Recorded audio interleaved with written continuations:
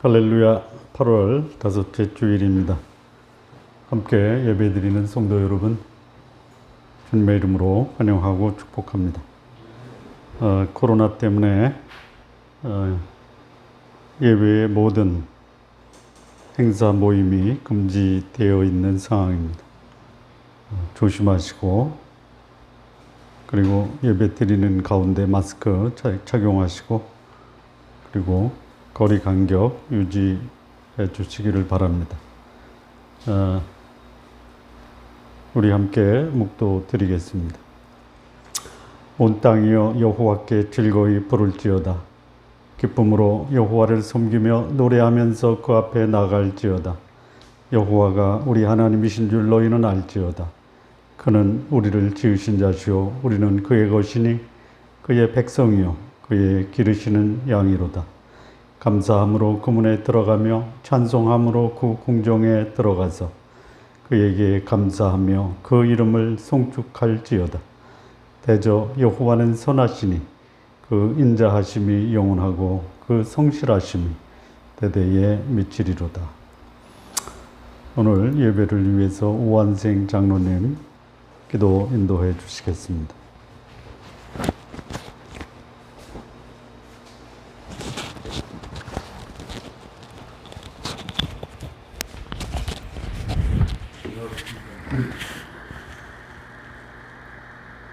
여호와는 위대하시니 하나님의 성 거룩한 산에서 지극히 찬양 받으시도다. 이 하나님은 영원히 우리 하나님이시니 그가 우리를 죽을 때까지 인도하시니도다. 아멘. 사랑의 하나님 아버지, 오늘 주일 하나님 아버지의 자녀들이 함께 모여 찬양과 경배를 드리오니 홀로 영광 받아 주시옵소서. 아멘. 제 많은 죄를 사랑하여 주시고 구하여 주시니 감사합니다. 요즘 우리 주변을 코로나19라는 전쟁이 점점 옥죄와 생활을 불편하게 하고 하나님께 예배드리고 찬양 경배하는 것까지 힘들게 하고 있습니다. 이 모든 것들이 주님의 뜻 안에 있사오니 인자하시고 거룩하신 손길로 코로나19라는 전쟁에서 승리하게 하옵소서. 아멘. 또 다가올 태풍 등 큰 재해로부터 우리의 국민을 보호하시고 긴 장마와 폭우로 인해 하루아침에 삶의 터전을 잃어버린 수재민들을 위로하여 주시옵소서. 아멘. 전능하신 하나님 아버지, 좋은 나무 교회를 축복하소서. 생명의 말씀이 선포되게 하시고 선포되는 말씀을 듣고 전 성도가 은혜 받아 아멘으로 화답하게 하옵소서. 아멘. 구원의 하나님 아버지, 이 나라 이 민족을 긍휼히 여겨 주시옵소서.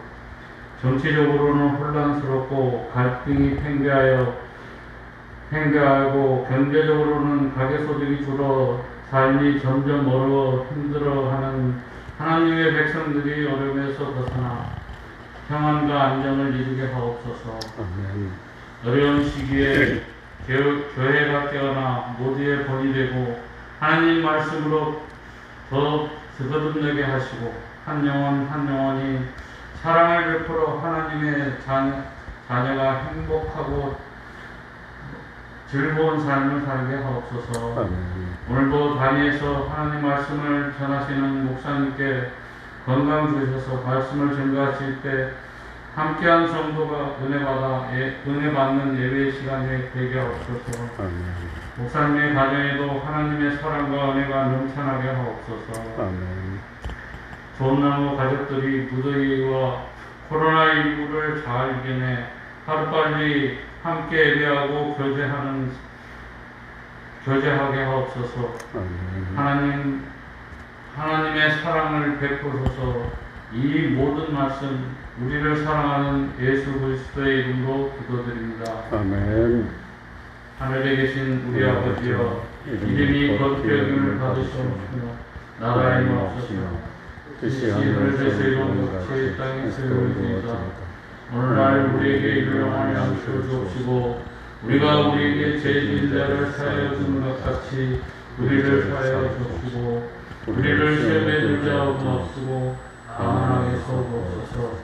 나라와 권세와 영광이 주께 영원히 싸움나이다. 아멘.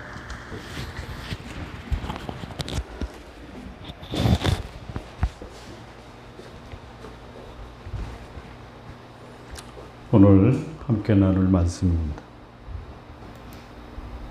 오늘 말씀은 마태복음 3장 13절에서 17절까지 말씀 우리 함께 교독하시겠습니다. 이때에 예수께서 갈릴리로부터 요단강에 이르러 요한에게 세례를 받으시려 하시니 요한이 말하되 내가 당신에게 세례를 받아야 할 터인데 당신에게로 오시나이까. 예수께서 대답하여 이르시되 이제 허락하라. 우리가 이와 같이 하여 모든 의를 이루는 것이 합당하니라 하시니 이에 요한이 허락하는지라. 예수께서 세례를 받으시고 곧 물에서 올라오실 때 하늘이 열리고 하나님의 성령이 그리같이 내려 자기에게 임하심을 보시더니. 함께 읽겠습니다. 하늘로부터 소리가 있어 말씀하시되 이는 내 사랑하는 아들이요 내 기뻐하는 자라 하시니라. 아멘. 기도하시겠습니다. 살아계신 하나님 아버지, 이 시간 주께서 우리 가운데 임하시고 주의 영광을 높이 선포하여 주옵소서. 주의 말씀으로 이 땅의 왕이신 우리 주 예수 그리스도, 그분이 이 땅의 통치자요 주관자요 또 역사를 인도하시는 분임을 오늘 말씀을 통해서 깊이 우리에게 큰 감동으로 말씀하여 주옵소서. 예수님의 이름으로 기도합니다. 아멘. 그 위대한 사람들이 태어나면서부터 위대한 사람이라기보다는 숱한 과정을 겪으면서 위대한 사람으로 다듬어져 갑니다.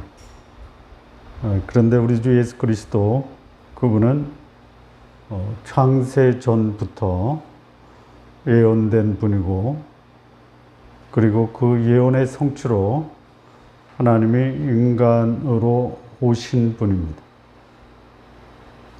그리고 예수께서 세상에 와서 하나님으로 자신을 직접 나타내시고 세상에 오신 목적을 실현하기 위해서 그분의 사역은 시작 전부터 오랜 시간을 기다리면서 그 때를 맞이하게 되었고, 그 때가 오늘 이 본문에서 그분의 이 땅의 사역의 공식적인 사역을 알리고 있습니다.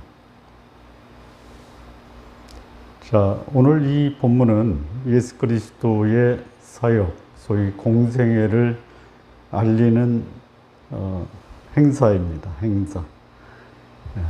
자, 예수님의 공생애는 어떤 사건입니까?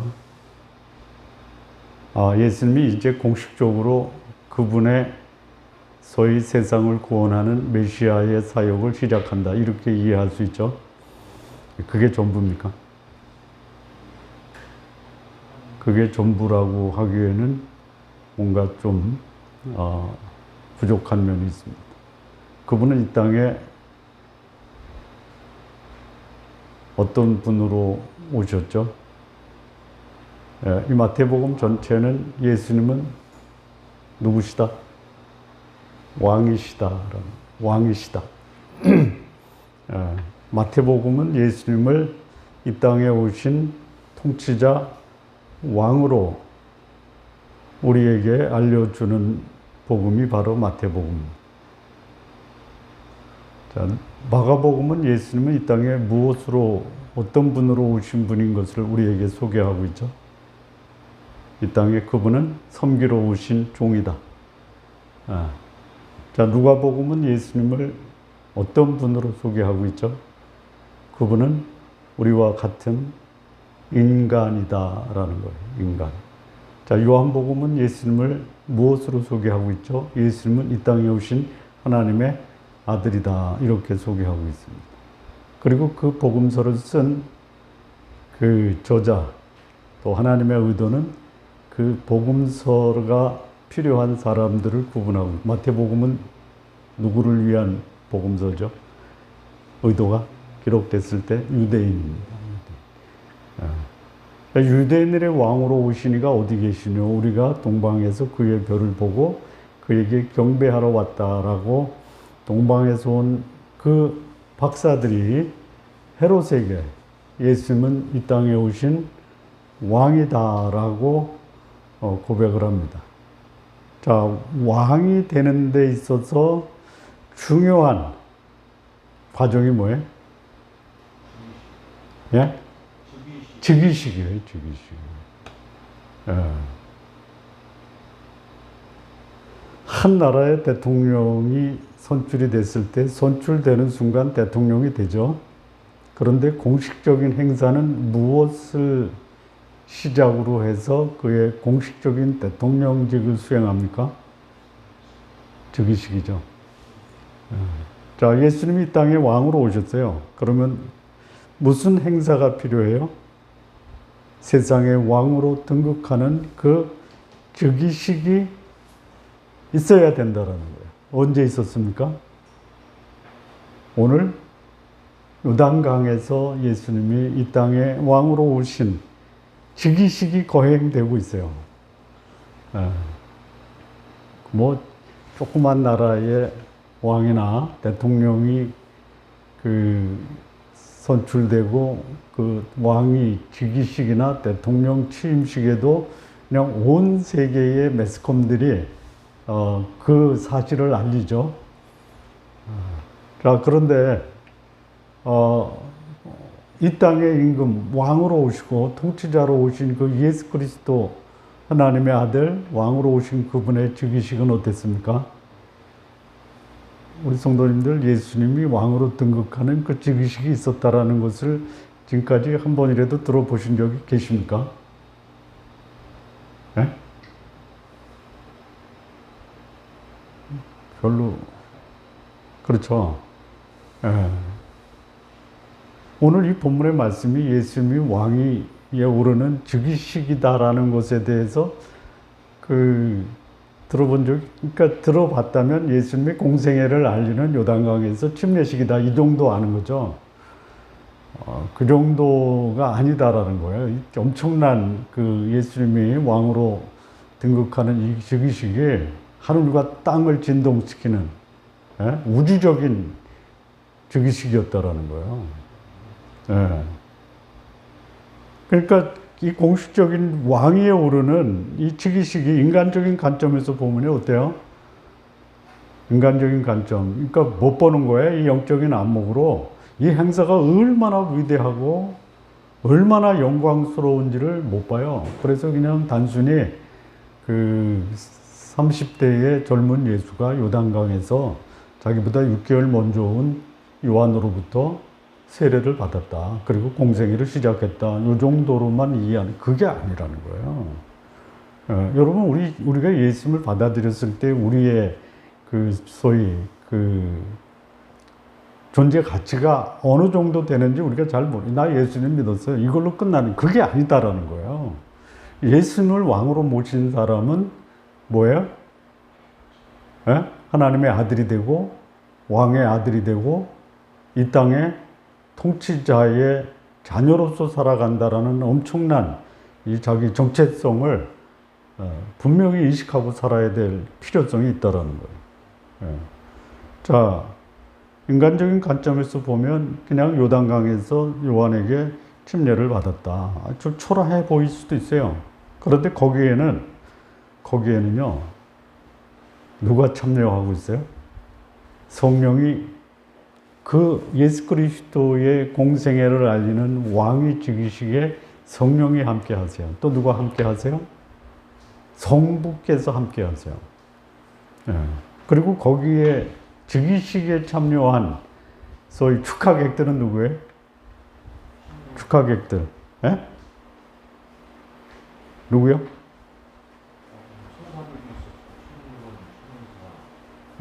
우리가 지난주에 지난주 말씀을 좀 보실까요?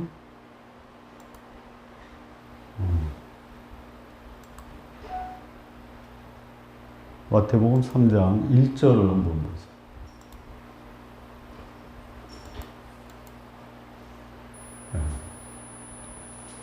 5절입니다. 5절. 4절부터 보면 이 요한이 낙타 털옷을 입고 허리에 가죽띠를 띠고 음식은 메뚜기와 석청이었더라. 그 다음 5절 보시죠. 이때에 예루살렘과 온 유다와 요단강 사방에서 다 그에게 나왔다. 예. 그러니까 예수님이 왕에 오르는 그 순간에 거기에 축하객으로 그들은 축하하러 온지도 몰라요. 나와서 보니까 거기 예수님이 요한에게 요단강에서 침례를 받는 거예요. 예. 그래서 여기 3장 13절을 보면 이때가 언제요? 예루살렘과 온 유다와 요단강 사방에서 사람들이 요한에게 세례를 받으러 침례를 받으러 나왔을 때 이때에 예수님께서도 갈릴리로부터 요단강에 이르러 요한에게 세례를 받으려 하시니 이때요. 그러니까 하객들은 누구예요? 그들이 축하하러 온 게 아닌데 와서 침례를 받다 보니까 그들은 예수님이 왕에 오르는 그 즉위식에 하객으로 참여할 수 있는 특권을 얻게 되었다라는 거예요. 자, 여기에 사회자는 누구예요? 사회자는 누구예요? 예수님이 왕에 오르는 즉위식에 사회자가 있어야 될 거 아니에요. 세례 요한이죠. 또는 침례 요한이죠. 그 왕이 즉위식의 주인공은 누구죠? 예수님이죠. VIP는 누구죠? 예수님의 왕이 즉위에 축하하러 오는 최고의 VIP가 누구죠? 성부와 성령이에요. 보이시죠, 거기? 예. 자, 왕이 그 즉위에 올라갈 때 이 마태복음 1장부터 지금 이 3장인데요. 그 1장부터 3장까지 보면요. 이 예수님이 유대인의 왕, 이 땅에 오신 왕으로 소개되는 그 과정이 1장부터 3장까지 기록이 되어 있어요. 1장에서는 뭐가 나오죠? 1장에서는 뭐가 나오죠? 족보죠, 족보.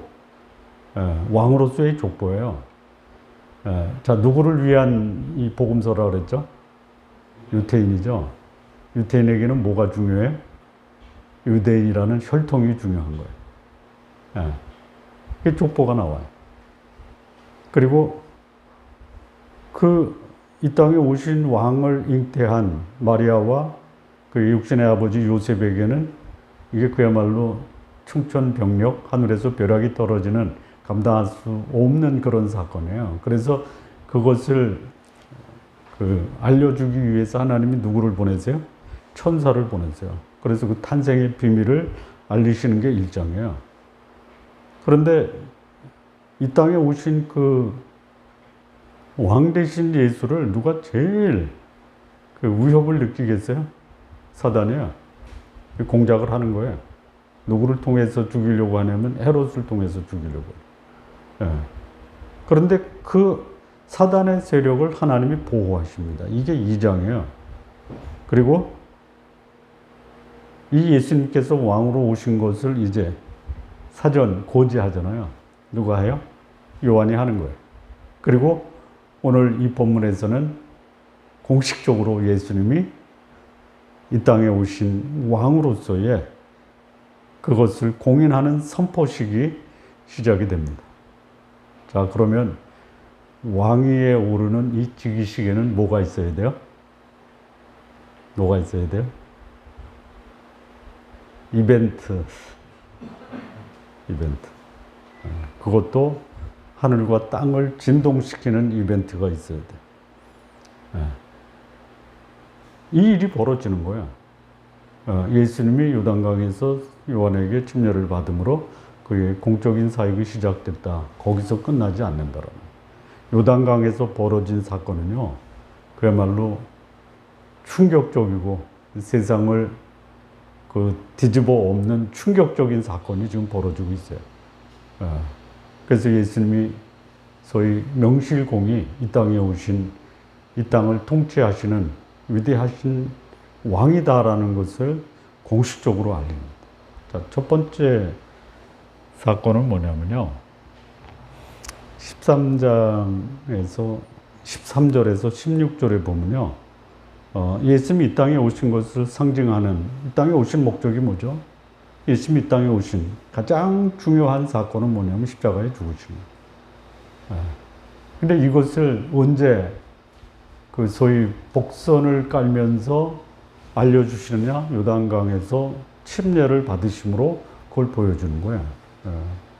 여기 보면은요, 14절에 요한이 말려 이르되 내가 당신에게 세례를 받아야 할 터인데 당신이 내게로 오시나이까?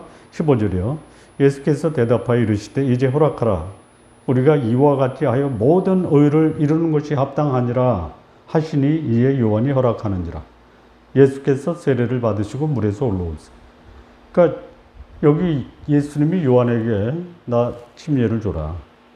아니, 아니되옵니다. 내가 당신에게 침례를 받아야지. 어떻게 당신이 나에게 침례를 받으십니까? 안 됩니다. 그랬더니 예수님이 뭐라 그래요? 아니라 나한테 줘라.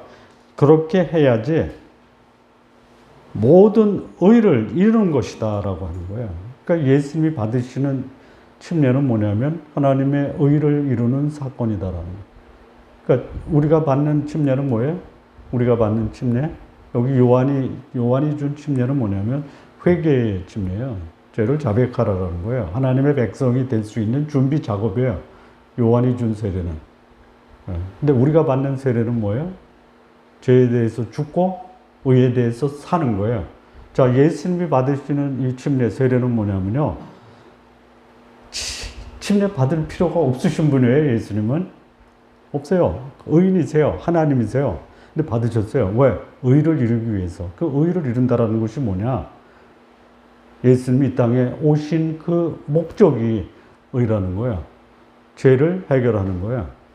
그러니까 나는 이 땅에 하나님의 의를 이루기 위해서 왔다. 뭐예요? 죄인을 의인으로 만드는 거야. 죄의 문제 해결하는 거야. 그리고 죄 문제 해결되고 사함받은 사람들이 하나님의 백성이 되는 거야. 이게 하나님의 의예요. 그러니까 예수님이 받으신 이 세례 침례는 뭐예요? 예수님이 이 땅에 오신 목적을 상징하는 거예요. 이렇게 시작하는 거예요. 그러니까 예수님이 소위 왕위에 오르는 그 순간 첫 번째 이벤트는 뭐냐? 나는 이 땅에 죽으러 왔다. 내가 죽음으로 너희에게 생명이 죽음을 영생으로 바꿀 수 있는 이 엄청난 하나님의 계획이 이루어지는 것, 나를 통해서 이루어진다라는 것을 선포하는 것이 하나님의 의를 이루는 거예요. 그게 예수님이 받으신 침례입니다. 우리가 받은 침례와는 전혀 다른 거예요. 예수님이 받으신 침례는 뭐예요? 나는 죽음으로 모든 인간의 죄를 해결하는 메시아, 구원자로 이 땅에 왔다라는 것을 선포하는 것이 뭐냐? 예수님이 받으신 침례다라는 거예요. 그러니까 예수님이 이 땅에 처음에 오실 때에도 이는 저가 자기 백성을 저희 죄에서 구원할 자이십니다 라고 그의 부모에게 천사가 그렇게 알려줘요. 그리고 그 기간이 이제 됐어요. 30년이 지나고 이제 공식적인 예수님이 왕으로서 그 왕의 통치를 시작할 때 제일 먼저 선언한 것이 뭐냐? 나는 죽으러 왔다. 이거를 선포하는 거예요. 여러분, 왕위에 오르는 또 대통령에 오르는 사람이 저는 국민을 위해서 제 인생 바치겠습니다. 이렇게 하죠. 그리고 바칩니까? 안 바쳐요? 안 바칩니까? 예수님은 선포하신 대로 그 길을 가셨고, 그리고 그분은 인간의 죄를 위해서 대신 십자가를 지신 분. 자, 우리가 인생을 살 때 중요한 것이 뭐냐? 내가 이 땅에 온 목적이 뭐냐? 이거 알아야 돼. 대통령이 목적이라면 더 이상 그 사람에게 기대할 게 없어요. 내 삶에 하나님이 이 땅에 보내신 그 목적이 무엇인가가 분명한 사람, 그 사람이 위대한 사람이고 하나님은 그 사람을 통해서 위대한 일을 이루시고, 예수님이 이 땅에 오셔서 공식적으로 그의 삶을 시작하는 왕위에 오르는 그 순간 그분은 선포하는 거예요. 나는 너희의 죄를 위해서 죽으러 왔다. 그리고 물에서 올라오죠. 그리고 나는 부활할 것이다. 자, 예수님은 죽으러 오셨습니까? 부활하러 오셨습니까? 두 가지가 동시에 이루어지는 것이 아니에요. 죽으러 오신 거예요, 그분은. 인자에 온 것은 죽으러 오신 거예요. 부활하러 오셨다라는 말이 없어요. 내가 온 것은 부활하러 왔다라는 말이 없죠. 죽으러 오신 거예요. 자, 예수님이 공식적으로, 공개적으로 부활하지 않으면 예수님은 부활 안 하십니까? 부활하시는 분이에요. 부활 안 하실 수가 없어요. 하나님이시기 때문에. 근데 그것을 공개 안 할 수도 있죠. 안 할 수 있어요. 왜 공개하셨어요? 우리를 위해서 하신 거예요. 우리를 위해서. 왜? 너도 죽음과 같은 인생을 부활의 인생으로 살 수 있다라는 그런 큰 희망과 용기, 이 소망을 주기 위해서 예수님은 공개적으로 그분은 부활도 선포하신 거예요. 그러니까 그리스도인이 가져야 되는 진정한 리더십은 뭐냐? 육신의 욕망과 자기 죄에 대해서 죽음을 선포하는 것이에요. 그러니까 내 육신적인 삶을 내려놓겠다라는 거예요. 이게 예수님을 따르는 사람들의 삶의 모습이에요. 이게 첫 번째 예수님이 왕에 오르는 즉위식에서 예수님이 공개적으로 보여주신 모습이 바로 그겁니다. 그렇다면 나를 향한 하나님의 뜻이 무엇이냐 그것을 분별하고 그 뜻을 이루는 일에 내 삶을 헌신하는 것, 이게 예수님을 따르는 사람들의 삶의 모습입니다.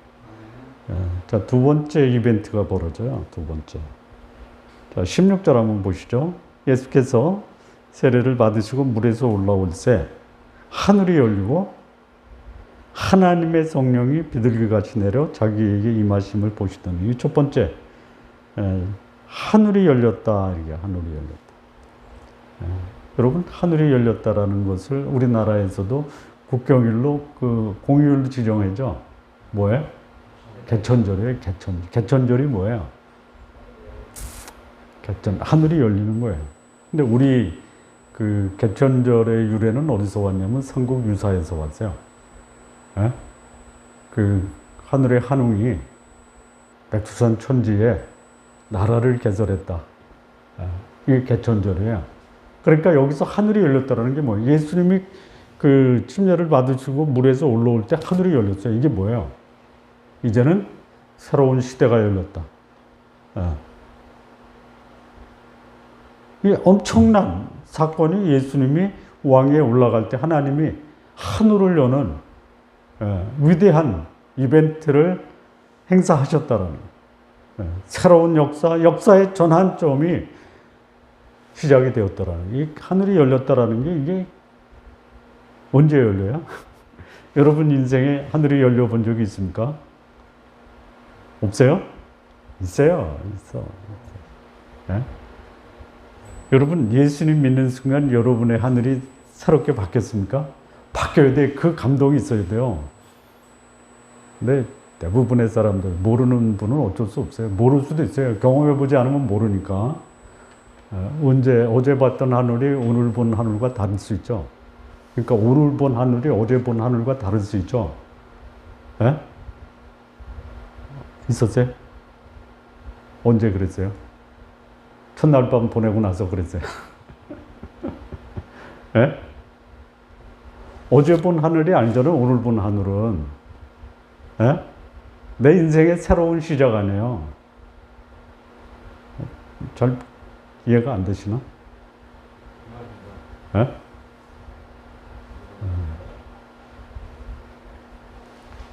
이런 새로운 역사의 전환점이 예수님이 공식적으로 왕위에 오를 때 하나님은 하늘을 열으셨다라는 거예요. 그러니까 예수님을 모시는 사람은 그 인생에 새로운 전기가 마련된다. 그러니까 내 인생의 새로운 역사가 하늘이 열림으로 다가온 그 경험이 있는 사람이 누구냐? 그리스도인이에요. 그리스도인. 이거 엄청난 사건이었다라는 거예요. 그러니까 사람이 누구를 만나느냐에 따라서 내 인생의 역사가 달라지잖아요. 어느 분이 그런 얘기 하더라고요. 사람이 사람을 만나면 역사가 이루어지고, 사람이 하나님을 만나면 기적이 이루어진다. 사람이 하나님을 만나면 역사와 기적이 같이 이루어집니다. 어제 본 그 사람이 그 사람이 아니고, 어제 본 하늘이 그 하늘이 아니고, 어제 본 세상이 그 세상이 아니다. 예수 그리스도를 만난 사람들의 삶의 모습입니다.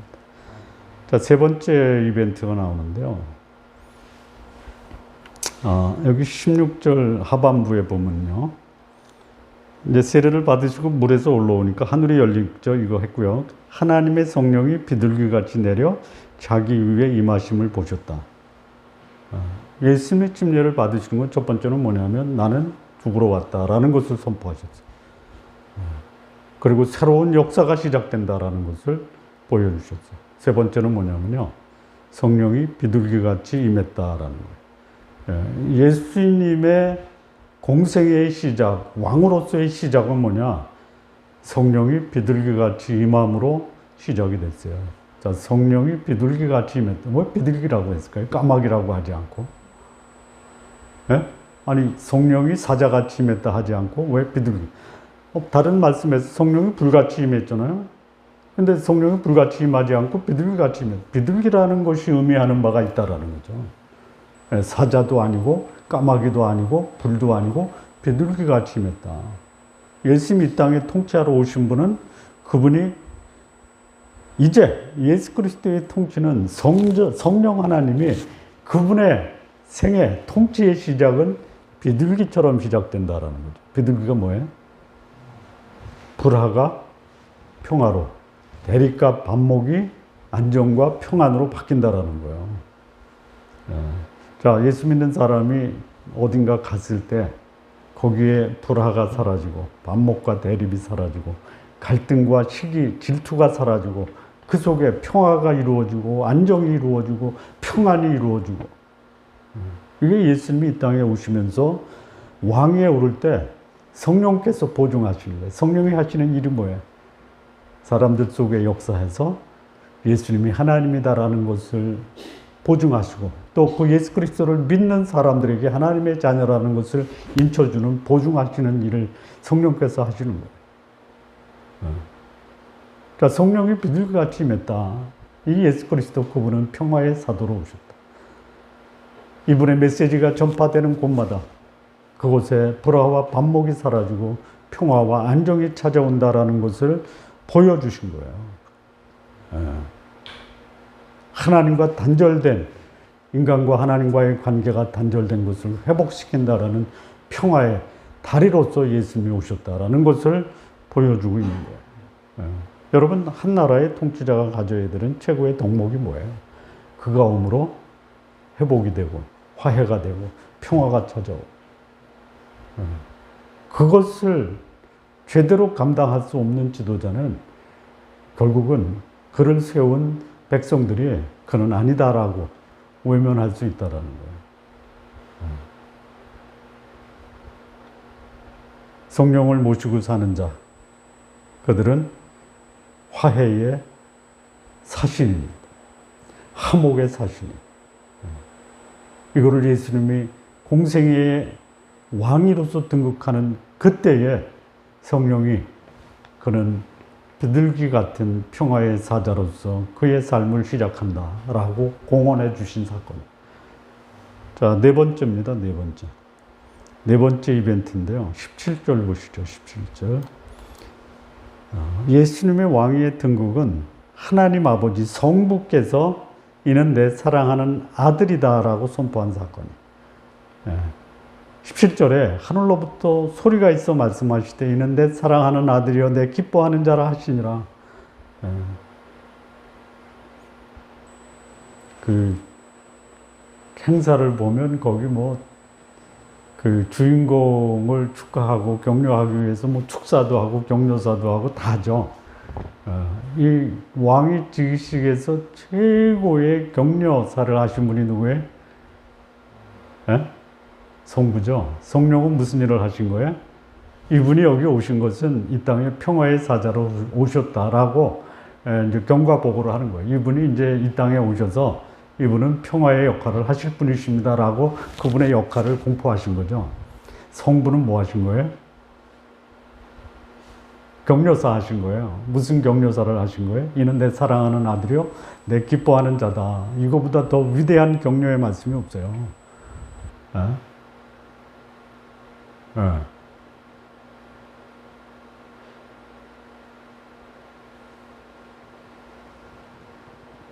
예수께서 왕위에 오르는 그 순간 성부께서는 하늘에서 소리를 내십니다.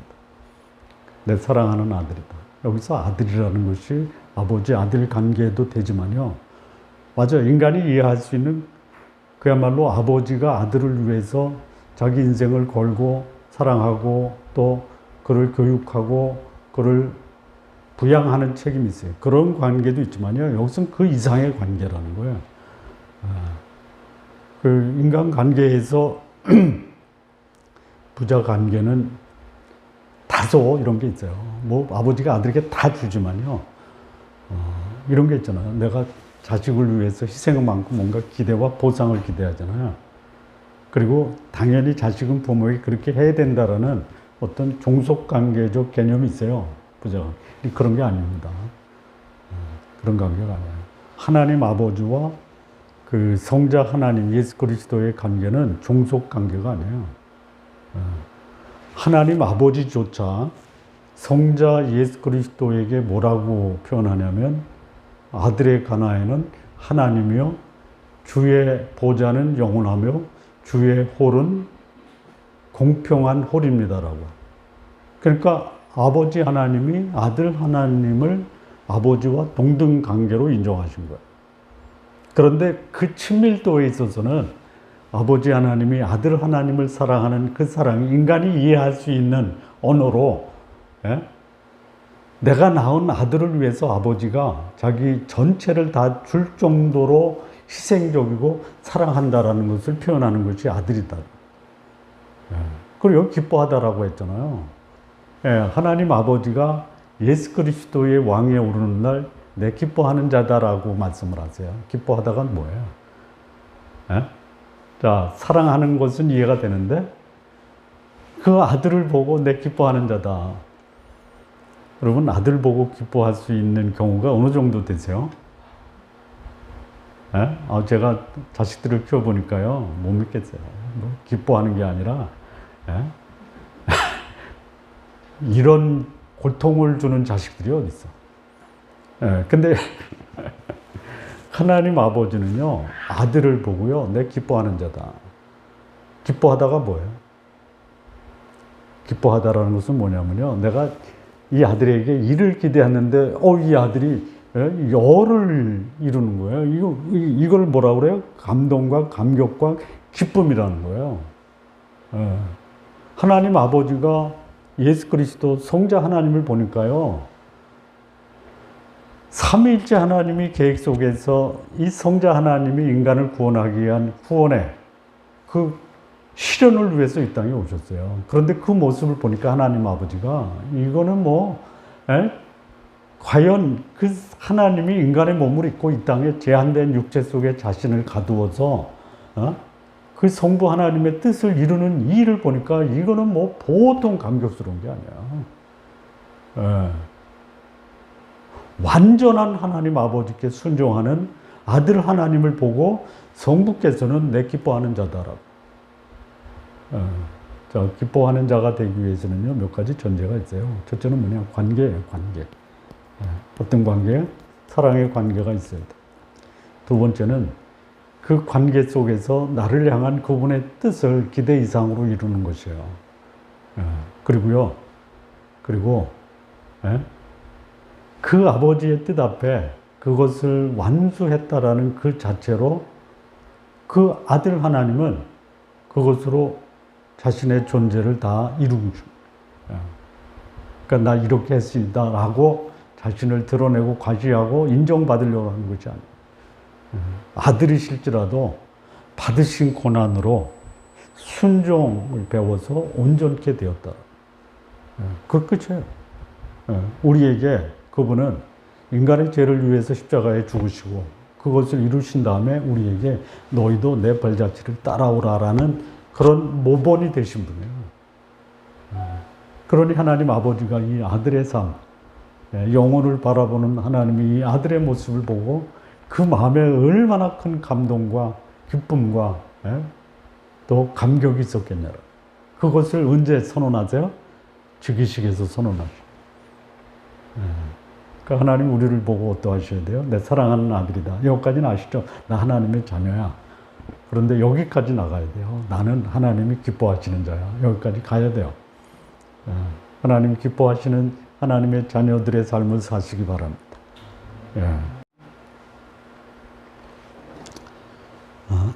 마무리 짓겠습니다. 마무리. 예수님이 세상에 공개적으로 드러나는 이 왕위 즉위식.